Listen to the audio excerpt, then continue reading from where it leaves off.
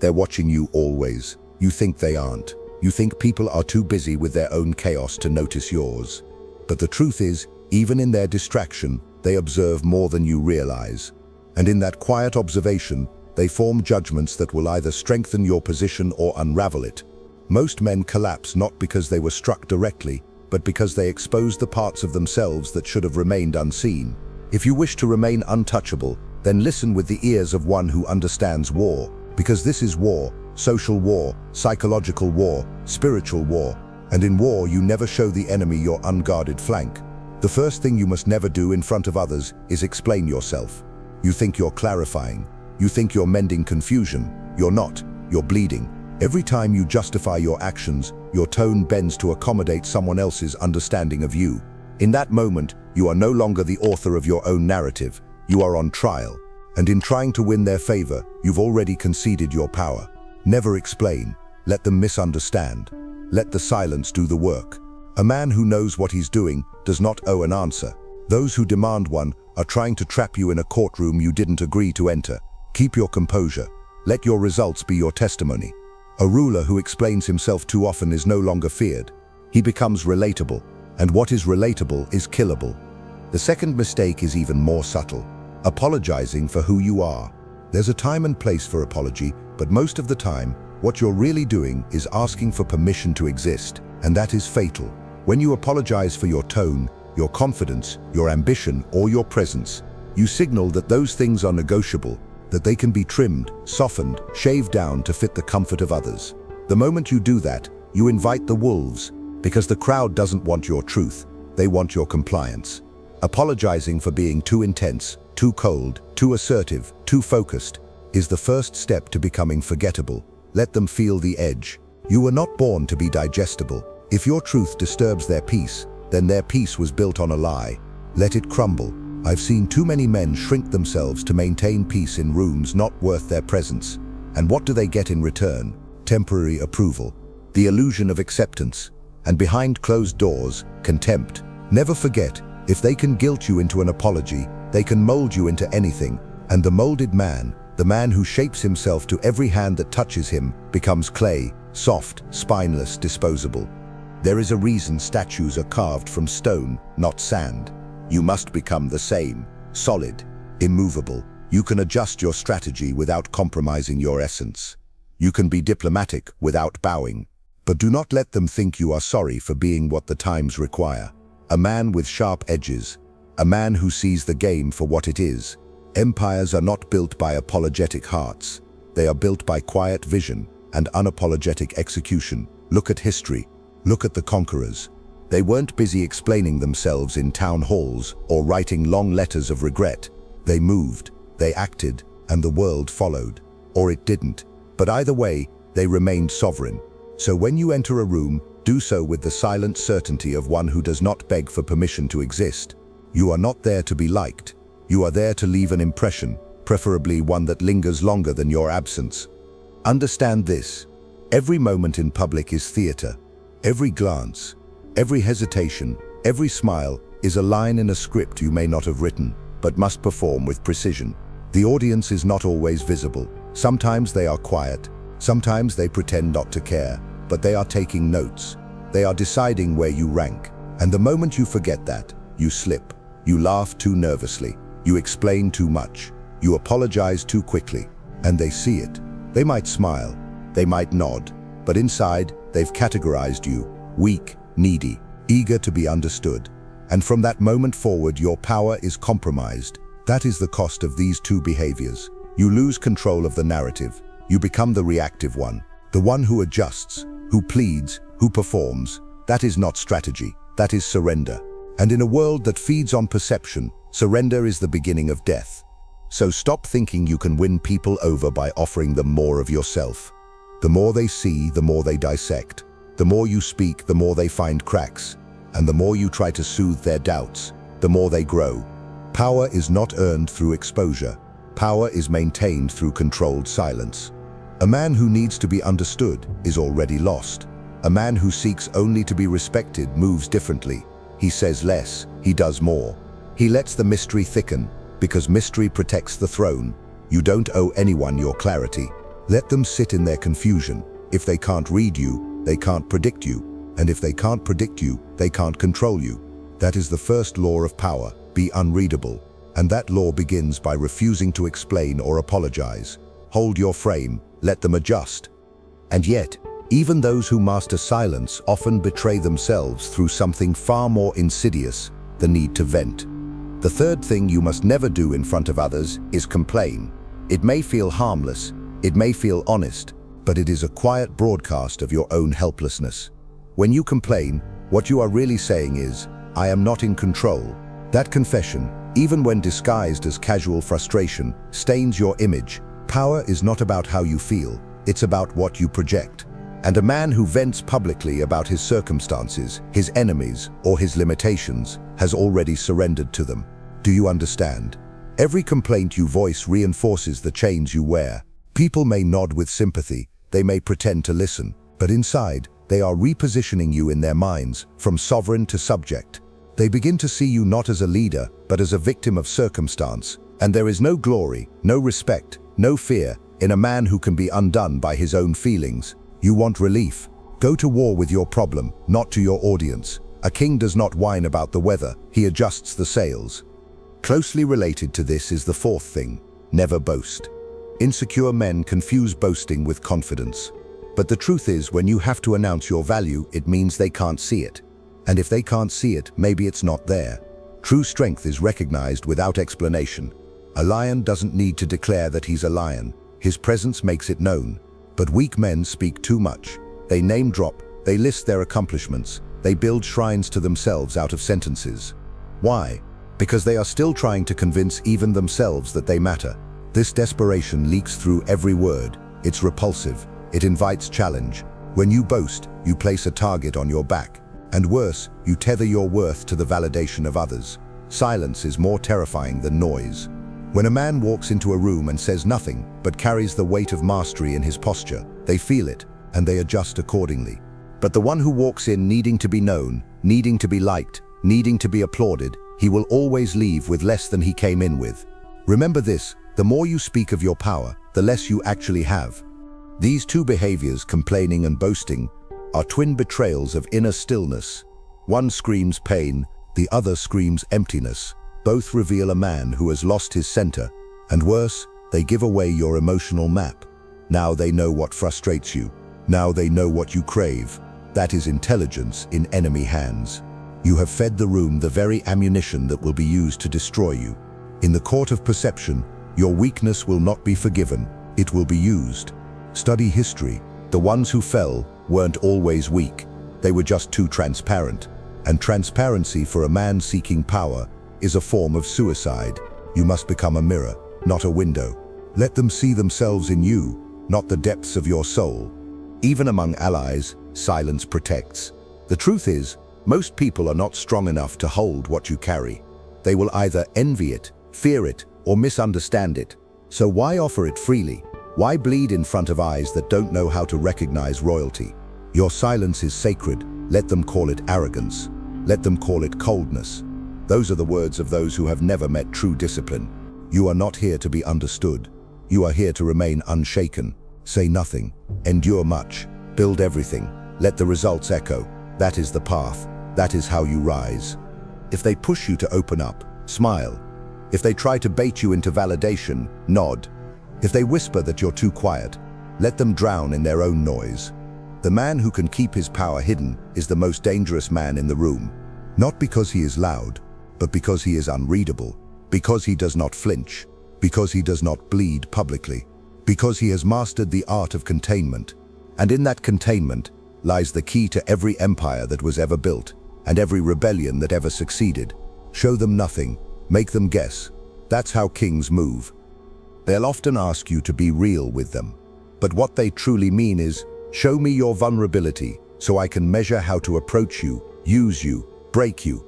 The fifth thing you must never do in front of others is reveal your insecurities. The moment you disclose what haunts you, whether it's doubt about your intelligence, fear of failure, or a wound from your past, you place a weapon into their hands and smile while doing it. You may believe you're being honest, that this is the foundation of deep connection, but in the world of power, This is treason against your own sovereignty. What you call intimacy, others call intelligence. And every weakness revealed is a future knife waiting for the right moment. Do you think your enemies forget? Do you think your competitors are listening just to empathize? No, they are gathering, and when the tide turns, they will not hesitate to quote you back to yourself. Let this be carved into your mind. Strength is not always measured in display, but in discretion. You do not owe the world your self-doubt, you owe yourself protection. There is a difference between openness and exposure. Openness is calculated, exposure is chaos. The man who reveals his insecurities without strategic purpose is not honest, he is naked in a battlefield. You may think your friends are safe, that your circle is loyal, that you're in a space where it's okay to be weak. But time and pressure reveal the truth about people. The ones closest to you can shift faster than enemies at the gates. Betrayal never comes from a stranger. It comes from the one who held your secret, so keep them guessing. Let them wonder how deep your roots go. Let them speculate what storms you've weathered, but never give them the blueprint. Even a lover, even a mentor, even a friend, none are entitled to the core of your uncertainty. Guard it, wrap it in silence, bury it under competence. And the sixth thing, the thing that seals your fate faster than any slip of the tongue, is seeking sympathy. This is one of the subtlest forms of self-destruction, because it often disguises itself as vulnerability, as connection, as human need. But when you beg for sympathy, you forfeit power. It signals to others that you are starving for comfort, that you need emotional approval more than you need strategic clarity. You teach them how to treat you, and sympathy breeds condescension. A man who needs pity will be given permission to stay small. Sympathy is never clean. It comes with a quiet judgment, even if it arrives in kind words and soft voices. The more you need to be seen in your pain, the more invisible you become in your strength. You must understand that there is no honor in emotional exhibitionism. We live in a time where bleeding in front of a crowd is praised, where sob stories are currency, and where tragedy is leveraged for attention. But that is not the path of the strategist, that is the path of the desperate. Let the masses perform their pain for likes and validation. Let them become addicted to being comforted. You, however, are building something else, something silent, something eternal. So bury your suffering in the soil of progress. Convert your wounds into wisdom, not confession, and never let the world know when you are hurting. Smile, work, plot, and when the storm passes, emerge clean, precise, victorious. There is a certain dignity in mystery, a certain power in being unknown. People fear what they cannot access. They respect what they cannot fully interpret. When you allow them to pity you, you become explainable, small, contained. The mystique evaporates. You become familiar, and familiarity is fatal to power. Stop talking about how hard it is. Stop reaching for compassion like a lifeline. If you are in pain, let it mold you, not broadcast you. The world is already indifferent, but indifference is not your enemy, it is your advantage. Because if no one pities you, no one expects you to stay weak. That is your leverage. Move with the grace of one who needs nothing from anyone. Speak as if your soul has never begged. Walk like a man who has already endured his worst days in silence. The quieter your suffering, the more terrifying your strength. You must become the man whose pain is private, whose doubts are buried, and whose eyes say everything his mouth never will. Because that man, the unreadable, unbreakable, untouchable man, is the one who wins without mercy.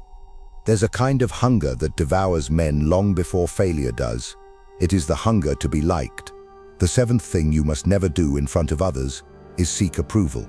This craving, this subtle addiction to applause and validation, turns kings into jesters. The moment you need their acceptance, you've given them the power to define your worth. You begin tailoring your words to their expectations, softening your tone to avoid offense, recalibrating your posture so they smile instead of squirm. And with each adjustment, you lose something: your edge, your clarity, your command. You become dependent on a currency that devalues your very soul. Understand this: approval is the leash by which the powerful are domesticated. If they can make you want to be liked, they no longer need to fight you, they will simply shape you, quietly, daily, until the man you were is a ghost that even you don't recognize. To chase approval is to play a rigged game. They will never give it to you without cost. Every smile comes with an expectation. Every compliment is an invisible contract. And every time you accept it, a part of you bends. But here's the deeper truth. They only approve of what they can control. The more agreeable you become, the more disposable you are. Look around. The men who shape the world are not liked. They are respected, feared, watched closely, and yet they move unbothered because they never asked for consensus. They understood early that to be remarkable is to be polarizing. If you want power, stop aiming to be understood. Let them misjudge you. Let them resist you. It means you're real. It means you're not a puppet. And if your solitude increases, let it. The higher you climb, the thinner the air. That's not loneliness, that's altitude. The eighth thing you must never do is perform kindness to be seen. Acts of goodness lose their power when done for recognition. When you are generous in public just to build reputation, it is no longer strategy, it is theater, and everyone sees it. They may smile and applaud, but they know, and worse, they begin to manipulate it. Suddenly your kindness becomes an expectation. You've trained them to believe that you act not from principle but from performance. Now every refusal becomes betrayal. Every no is seen as cruelty. You are boxed, predictable, and predictable men are easily controlled. Do not become a slave to your own image. Real power lies in invisible moves. Help when it serves your long game, not your ego. Protect someone without needing credit. Step in silently and leave without applause. That's how kings operate. The moment you need your goodness to be witnessed, you've corrupted it. You've turned it into currency, and the world will spend it until you are empty. Learn this early. Your value is not in how much you give. It's in how precise you are with your giving. Let them wonder why you helped. Let them speculate what your motive was. Mystery preserves your authority. Clarity in excess diminishes it. So keep your mercy sharp, not soft, not sentimental, sharp. When you do good, do it with the same precision as when you execute strategy. No one must see the full scope of your heart, not because kindness is weakness, but because visibility is. In the wrong hands, your kindness becomes a leash. In the wrong minds, it becomes a pattern they will exploit. Make your goodness rare, make it unpredictable, and make sure it always serves your power, not your need to be seen as good. This is the paradox of the powerful. They are often more compassionate than the crowd, but they hide it better. Why? Because they understand that public virtue is easily weaponized. Reputation is fragile, and once you are known for being kind, they will expect you to bleed on command. Break that expectation. Show them silence, show them distance, and when you do give, make it land like thunder, memorable, impossible to ignore, but never explained. That's how you remain above the crowd while still shaping it. You were not born to dance for their applause. You were born to move in silence, to shape the room without bending to it, to give without losing your center. Approval and recognition are traps. The only validation worth chasing is the one you give yourself, measured in solitude, refined in discipline, and proven in the results they can never take from you. Hold your posture, withhold your applause-seeking instincts, and remember, the world does not respect those who try to please it. It respects those who bend it, silently, relentlessly to their will. And now we reach one of the most common, most fatal missteps, over-explaining your plans. The ninth thing you must never do in front of others is reveal your next move. People love to pretend they care. They'll nod, they'll ask questions, they'll say things like, "That sounds exciting," or "I'm proud of you." But beneath that surface is a hunger, a need to compare, to compete, to sabotage. When you speak of your plans, you give them form, and anything with form can be attacked. It can be delayed, copied, mocked, cursed, even stolen. You think you're building connection. You're not. You're building targets. When you talk too soon, you let the air out of your ambition. Words dissipate the energy that should be fueling action. Every time you announce, you weaken the impact. You make the future negotiable. You give the world too much time to interfere. And the world is not generous. It is not rooting for your greatness. It is waiting quietly for your mistake. Great plans require isolation. Not because you're hiding, but because silence is a form of incubation. When no one knows what you're doing, no one can distort it. You are not obligated to share, not even with those close to you, especially not with them, because the closer they are, the more entitled they feel to shape your direction. They'll offer advice, concern, redirection under the guise of love. But what it really does is blur the vision. It dilutes the fire, and by the time you realize it, you've compromised something that was once sharp and pure. So speak only when it is too late to be stopped. Let them see the result, not the blueprint. They don't deserve the blueprint. They haven't earned the right to your unfinished work. The 10th is just as dangerous, expressing doubt while in motion. Everyone has doubts, that's normal. But voicing them in front of others, especially in the middle of execution, is a fatal fracture in your frame. You want to be taken seriously, but you confess uncertainty like it's humility. It's not. It's vulnerability disguised as honesty, and they will eat it. Doubt spreads. One small crack in your tone becomes a landslide in their perception of you. The moment you question your path out loud, others begin to question you, and now your leadership is in danger.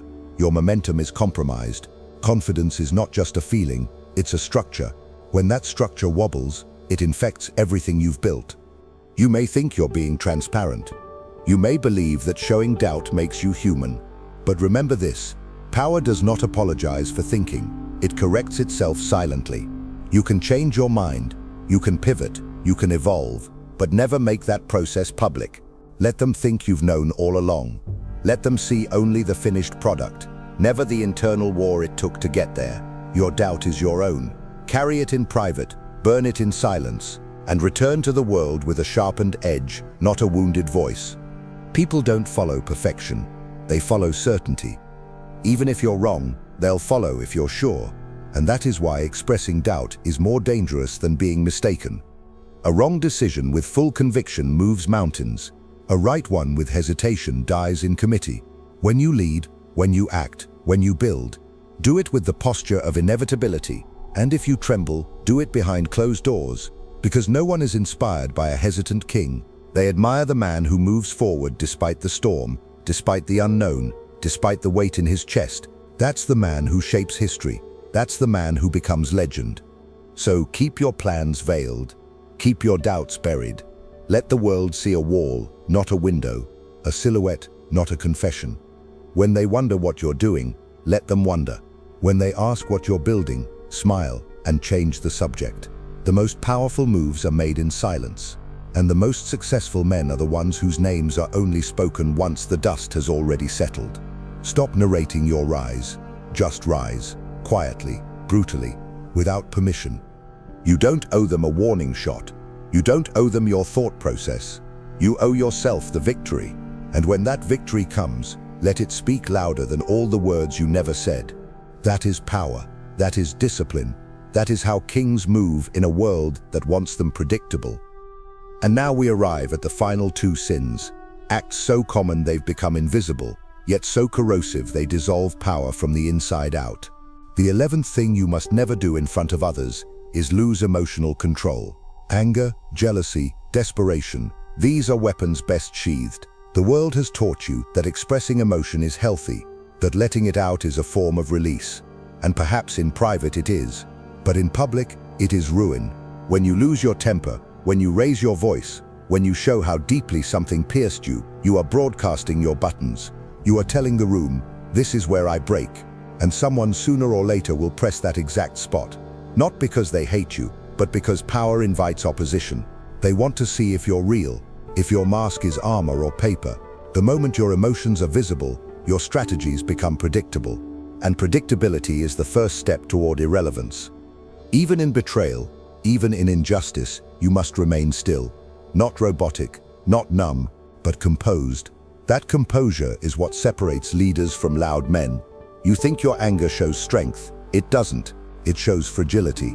The strongest man in the room is not the one who roars. It's the one who smiles while calculating the next move. Emotional discipline is what makes you unshakable. You are not there to react. You are there to shape outcomes, and you cannot do both. Learn the difference between feeling and expressing. Feel it, privately, transmute it, then re-enter the room with a face they cannot read and a silence they cannot challenge. That is how empires are preserved, not through rage, but through restraint. The final mistake, the 12th, is mocking others in an attempt to elevate yourself. This is the coward's strategy. Sarcasm, condescension, cheap laughs at someone's expense, they're all weapons of the weak. You think it makes you sharp, untouchable. You think it proves wit. But in reality, it signals insecurity. True power never needs to diminish others to affirm itself. When you mock, you declare that you need an audience to feel significant, that you must borrow your strength by stealing someone else's dignity, and that is a debt you will pay for later, because the crowd that laughs with you today will remember your cruelty tomorrow. And when your moment of weakness comes, they will offer no shelter. Why should they? You trained them not to. There is a difference between strategic intimidation and public mockery. One preserves power, the other erodes it. Let them underestimate you, but never provoke them into hate. You do not want enemies born from humiliation. They are the most dangerous kind, silent, patient, focused. Because a man who was laughed at will sharpen his vengeance with discipline you cannot measure. And one day, when you are tired or distracted or arrogant, he will return, not for your position but for your pride.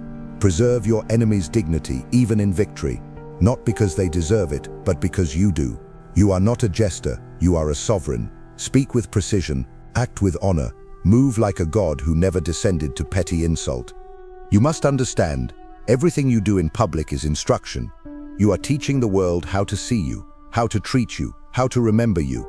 If you lose control, they see chaos. If you mock others, they see weakness. If you bleed, they see opportunity. And so the true path to power is not loud, it is not dramatic, it is not cruel.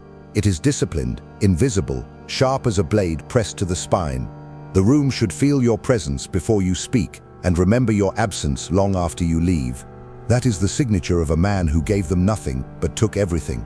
So hold your silence, guard your edge, refuse their temptations to explain, apologize, perform. They want access to your mind, your emotions, your plans, your doubts. Deny them, let them starve, and in that starvation, let them tremble, because the man who shows nothing is the man who can do anything. If you've made it this far, it's because a part of you is already ready for this new path. A part of you has already realized that being loved means nothing if it requires abandoning yourself. Real self-love begins the moment you choose you, even if it costs you comfort, approval, or connection, even if it costs you being alone for a while. So tell me in the comments, are you ready to be misunderstood, rejected, even hated, in the name of your inner freedom? Are you willing to pay the price of being you? If this message touched something in you, if it made sense, write in the comments, I choose my peace. Let's see how many of us are truly ready for this transition. And don't forget, keep watching the next video. It's more important than you think. I'll see you there.